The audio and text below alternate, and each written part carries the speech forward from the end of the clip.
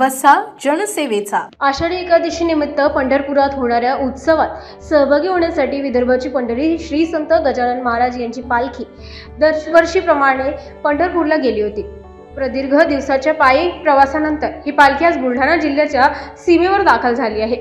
दरम्यान जिल्हा पोलीस अधीक्षक निलेश तांबे यांनी श्रींच्या पालखीच्या आगमनाचे स्वागत करून पोलीस फौज फाट्यासह परतीचा मिरवणूक मार्ग सुकर करिता आपल्या खाकी वर्दीतील कर्तव्याला श्रद्धेची जोड दिल्याचे पाहायला मिळत आहे। आषाढी एकादशीनंतर शेगावकडे परतीच्या प्रवासाला निघालेल्या संत श्री गजानन महाराज यांच्या पालखीचे बुलढाणा जिल्ह्याच्या सीमेवर आगमन होताच जिल्हा पोलीस अधीक्षक निलेश तांबे यांनी पालखीचे भक्तिभावाने स्वागत केले। ही पालखी 19 ऑगस्ट रोजी शेगावात दाखल होणार आहे। आषाढी एकादशी निमित्त पंढरपुरात होणाऱ्या उत्सवात सहभागी होण्यासाठी विदर्भाची पंढरी श्री संत गजानन महाराज यांची पालखी दरवर्षीप्रमाणे पंढरपूरला गेली होती।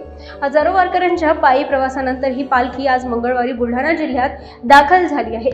पालखीचे आज आगमन होणार असल्याचे पंचक्रोशीतील भाविकांनी पालखीच्या स्वागतासह दर्शनासाठी पालखी मार्गावर सकाळपासून हजेरी लावली होती। विदर्भ मराठवाड्याच्या सीमेवर पालखी पोहोचताच कर्तव्यदक्ष पोलीस अधीक्षक निलेश तांबे यांनी पालखीचे जंगी स्वागत केले। फटाक्यांची आतिषबाजी, टाळ मृदंगाचा गजर आणि जय गजाननाच्या जयघोषात पालखीतील वारकऱ्यांचे जिल्ह्यात स्वागत करण्यात आले। पालखी मार्गावरील पोलीस प्रशासनाच्या वतीने चोख बंदोबस्त ठेवण्यात येत आहे। पालखीच्या स्वागतीसाठी ठिकठिकाणी स्वागत कमानी, भगव्या पताका, लावण्यासह रांगोळ्या काढण्यात आल्या होत्या। दरम्यान दक्षता म्हणून बुलढाणा जिल्हाधिकारी यांच्या वाहतुकीच्या सुनियमनासाठी पालखी मार्गावरून वाहतूक वळवली असून पालखी मार्ग सुकर व्हावा म्हणून पोलीस विभाग प्रयत्नशील आहे।